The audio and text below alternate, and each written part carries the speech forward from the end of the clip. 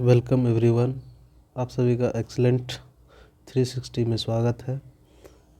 आज हम लोग देखेंगे क्लास 9th के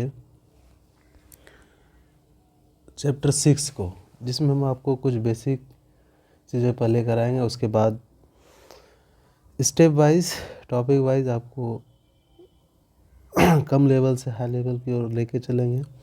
और इसमें ऐसा कोई भी क्वेश्चन नहीं होगा जो आपसे नहीं होगा, किसी भी एग्ज़ाम के व्यू से है, चाहे वो क्लास 9th हो, 10th हो या कंपेरेटिव हो। हर एक एग्ज़ाम में क्वेश्चन अगर इस चैप्टर से रहेंगे, रेखाएं और कौन से रहेंगे, तो आपको यही चीज़ पढ़ना होता है।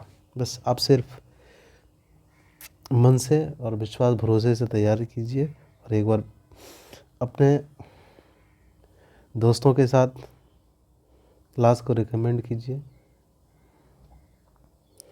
तो अब स्टार्ट करते हैं हम लोग आज आपका टॉपिक। तो सबसे पहले रेखा और कोण में हम लोग देखेंगे रेखाखंड किसको कहते हैं। रेखाखंड पहला टॉपिक है।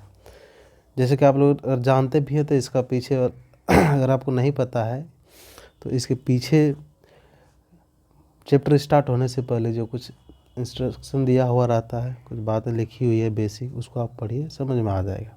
देखिए, जब कोई रेखा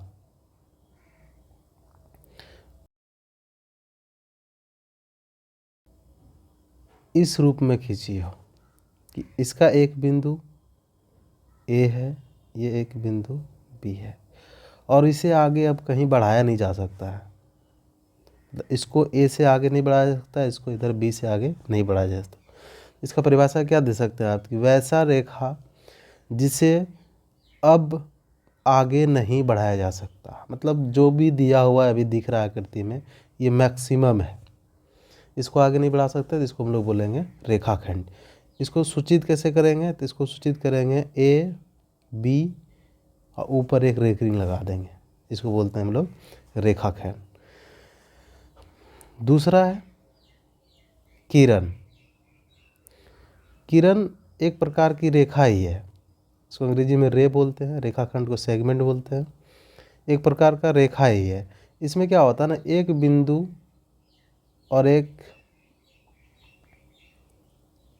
ऐसा वाला रेखा, तो इसको अगर हम नाम ए दे दें, इसको नाम बी दे दें, तो ये जो है इस बिंदु के आगे इधर नहीं आएगा, इस बिंदु के आगे इधर नहीं आएगा, लेकिन इसके आगे इसको हम कहीं भी आगे तक खींच सकते हैं, इसलिए इसको हम लोग किरण बोलते हैं। तो किरण को दिखाते हैं, इसका नाम था ए बी, इसलिए ए बी है, इसके ऊपर इस तरह का एरो, इसको बोलते हैं हम लोग किरण। ठीक है, आशा करता आपको समझ में आ रहा होगा। अगर समझ में आ रहा है तो आप कॉपी करिएगा, देखिएगा अच्छे से। अगर नहीं समझ में आए एक बार तो बार बार देखना है। ठीक है, अब हम लोग अगला टॉपिक देखते हैं, वो है आपका संरेख बिंदु। तीसरा, संरेख बिंदु, कोलिनियर पॉइंट, अंग्रेजी में इसको बोलते हैं कोलिनियर पॉइंट। आप जैसे जैसे टॉपिक वाइज चल रहा है, इसको आप कॉपी कीजिएगा, कॉपी में नोट कीजिएगा अच्छे से लिख के। अब बार बार यही चीज़ देखना है, परीक्षा में ही रहता है। अब देखिए, संरेख बिंदु किसको कहते हैं, वैसा बिंदु, बिंदु समझ में आ रहा है आपको, ये क्या है, एक बिंदु है, ये क्या है, बिंदु है, ये भी क्या है, बिंदु है। तो वैसा बिंदु जो, वैसा तीन बिंदु जो एक ही रेखाओं पर हो। ठीक है, ये तीन बिंदु था, इसका नाम दे देते हैं ए बी सी, अब जैसे मेरे लिख सकते हैं। तो ये तीनों बिंदु क्या है, एक रेखा है में, इसलिए इस बिंदु को बोलेंगे हम लोग संरेख बिंदु। ठीक है, ऐसे ऐसे तीन बिंदु जो एक ही रेखाओं पे हो, एक सीध में हो और एक रेखा बन जाए उससे, तो वो कहलाता है आपका संरेख बिंदु। आगे देखेंगे हम लोग असंरेख बिंदु।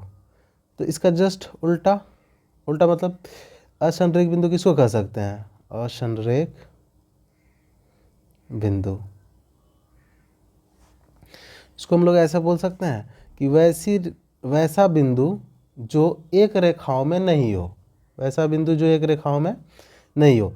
मतलब एक बिंदु यहाँ, दूसरा यहाँ, तीसरा यहाँ, तो इस तीन बिंदु से एक रेखा नहीं बनाया जा सकता, वो भी कैसा, तो सरल रेखा। सरल रेखा नहीं बनाया जा सकता है, तब उस रेखाओं को हम लोग बोलेंगे संरेख बिंदु। ठीक है, non collinear point, non collinear point, असंरेख बिंदु। आपको क्या करना ना, आप अपने कॉपी में एक बार देखिए वीडियो, उसके बाद कॉपी कीजिए, टॉपिक वाइज लिखिए और फिर उसको बार बार देखिएगा। आगे सवाल बनाने में आपको कोई परेशानी नहीं होगा। और बेसिक ही ज़रूरी है, प्रारंभिक बातें जानना ज़रूरी है। अब हम लोग आते हैं 5वें टॉपिक पे। इसको बोलते हैं कोण। कोण किसको बोलते हैं? कोण को अंग्रेजी में बोलते हैं एंगल। Angle, ANGLE, angle. देखिए, जब दो रेखाएं, इधर से एक रेखा हम लोग ले लिए, एक रेखा इधर से ले लिए, इस रेखा में इसका नाम अगर हम A दे दें, इसका नाम यहाँ O दे दें, इसका नाम B दे दें। जब दो रेखाएं मिलती है, एक रेखा इधर से O से A तक और दूसरी रेखा यहाँ से यहाँ तक, जब दो रेखाएं मिलती है तो इस दो रेखाओं के बीच यहाँ पे ऐसा आकृति बनता है। ये जो आकृति है ना, इसी को हम लोग बोलते हैं कोण। ठीक है, ये क्या कहलाता है? आपका कोण कहलाता है। तो ये जो OA था, एक भुजा है। AO के क्या बोलते हैं? एक भुजा। और इधर से OB जो था, ये भी क्या है? भुजा। ठीक है, भुजा या आप इसको रेखा बोल सकते हैं।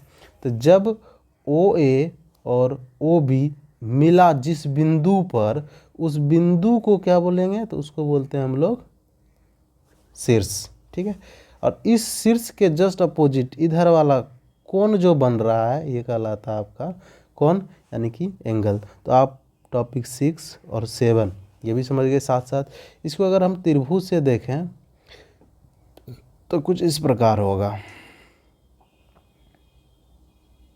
ठीक है, इसको नाम दे देते हैं ABC। अब देखिए, AB जिस जगह पे मिला, AB और BC, यहाँ कौन बना? फिर AB और यहाँ मिला आपका AC, तो यहाँ भी कौन बना? और AC और BC ये दोनों जब मिला तो यहाँ भी कौन बना? तो आपको दिख रहा है कि एक 3 भुजा से घिरा हुआ क्षेत्र त्रिभुज है, इसका 3 कोण बना। तो किसी भी त्रिभुज का 3 कोण होता है। एक कोण जो आपको यहाँ दिख रहा है, दूसरा यहाँ दिख रहा है, तीसरा यहाँ दिख रहा है, 3 कोण। तो ये जो है कोण कहलाता है। ये AB और AC जिस बिंदु पे मिला है यहाँ पे, इसको हम लोग शीर्ष कहते हैं। इसको अंग्रेजी में वर्टेक्स बोलते हैं। ठीक है, वर्टेक्स। तो A पे एक शीर्ष बनेगा, इसी प्रकार B पे एक शीर्ष बनेगा, उसी प्रकार C पे एक शीर्ष बनेगा। और ये जो दिख रहा है AB, इसको बोलते हैं भुजा, साइड। क्या बोलेंगे? साइड। BC भी क्या है? साइड है। AC भी क्या है? साइड है। ये था कुछ महत्वपूर्ण बिंदु जो आपको जानना ज़रूरी है, तभी आपको आगे की बातें समझ में आएगा, नहीं तो समझ में नहीं आना है। इसलिए आप इसको एक बार अच्छे से देख लें, फिर हम लोग अगले वीडियो में देखेंगे कि इसमें महत्वपूर्ण और कौन सा वगैरह कितने टाइप का होता है, उसको देखेंगे, फिर चैप्टर में आएंगे, फिर आपको बातें समझ में आएगा। अब आज के बाद लगातार रेगुलर ये क्लास चलेगा, अल्टरनेट। एक दिन क्लास 9th के चैप्टर 6 को कंप्लीट ख़त्म कर दिया जाएगा। एक दिन मतलब है, एक अल्टरनेट करके एक एक दिन में, जितना दिन में ख़त्म हो जाए क्लासें ख़त्म होगा अल्टरनेट। नेक्स्ट अगले दिन क्लास 10th का 6 लेसन शुरू करेंगे पढ़ाने। उसमें भी हम चैप्टर 1, 2, 3 शायद 6.1, 2, 3 के वीडियोस को ला चुके हैं, उसको आप जाके देखिए। और अगले दिन से हम लोग देखेंगे क्लास 10th का 6.4, वहाँ से सॉल्व करना सीखेंगे, बताएंगे सॉल्यूशंस, कुछ स्मार्ट तरीके जो आपको समझ में आए। ठीक है, तो आज बार इसको यहीं पर रहने देते हैं। Thanks for watching.